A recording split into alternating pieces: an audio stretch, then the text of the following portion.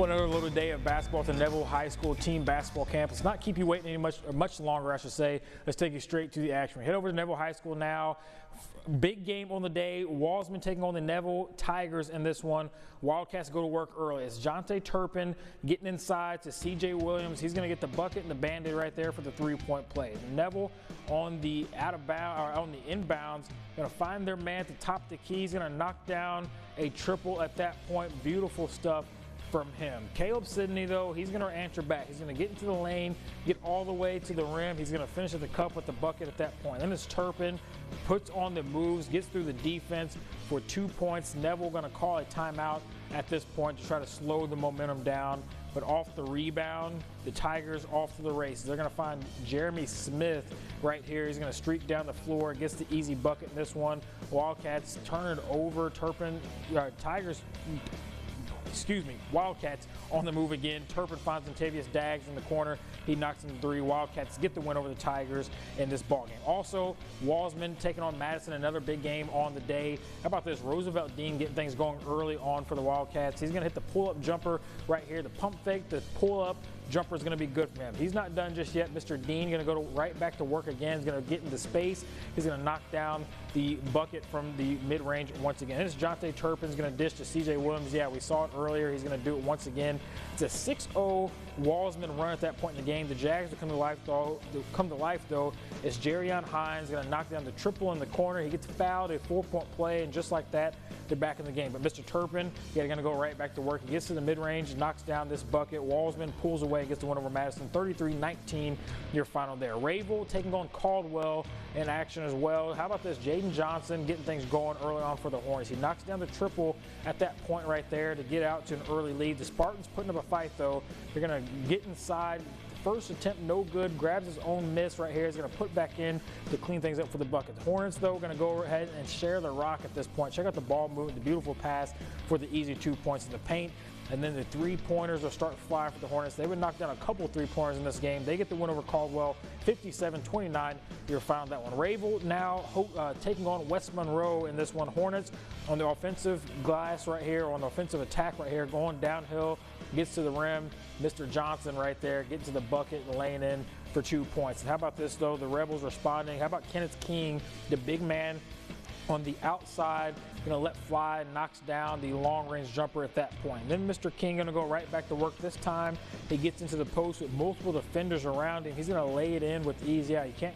It's hard to guard that. So I'm not going to say you can't guard it. It's just really difficult to guard that kind of size. Tell you what, though, it would be Rayville taking the win over West Monroe in this contest. Sterlington now taking on Ouachita Christian High School. Cooper Nelson going to work early and often this one. He gets to the paint right here. Check him out. His crafty finishes right here. The fall-away jumper. Gets the easy, the shooter's roll right there. Gets the bucket and the foul at that point. Then Nelson with the shot right here. Again, this time he's going to miss, but Kellen Johnson right there to clean it up. He gets the three-point play of his own at that point. The Eagles respond back, though. It's Patrick Turpin.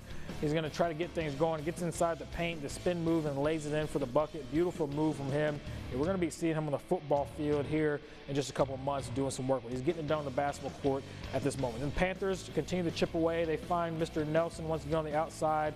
He's going to rise and knock down the triple at that point. So with the Panthers would take down Ouachita Christian in this contest. Carroll and West Monroe now in this game.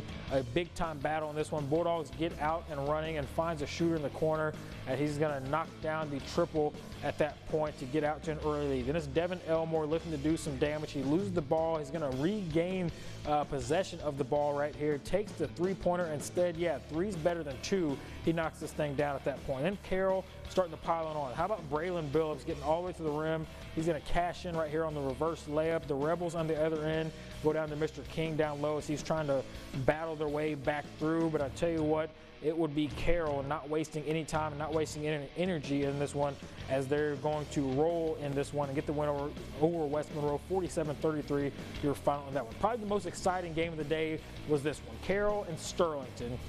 The Bulldogs in this one early on working the paint. How about Dakina Williams? And he's going to get inside, gets his tough bucket to go for the three-point play. Then Cooper Nelson shortly after that is going to find some space on the wing.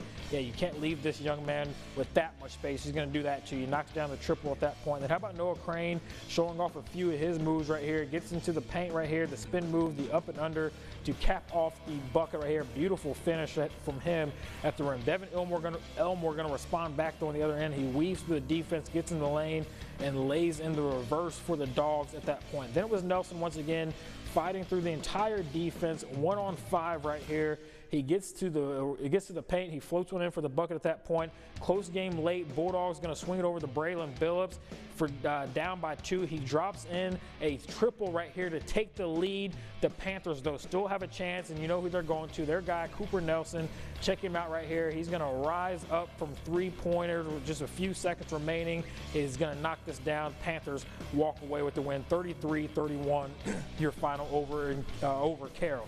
All right, soccer action, alumni soccer.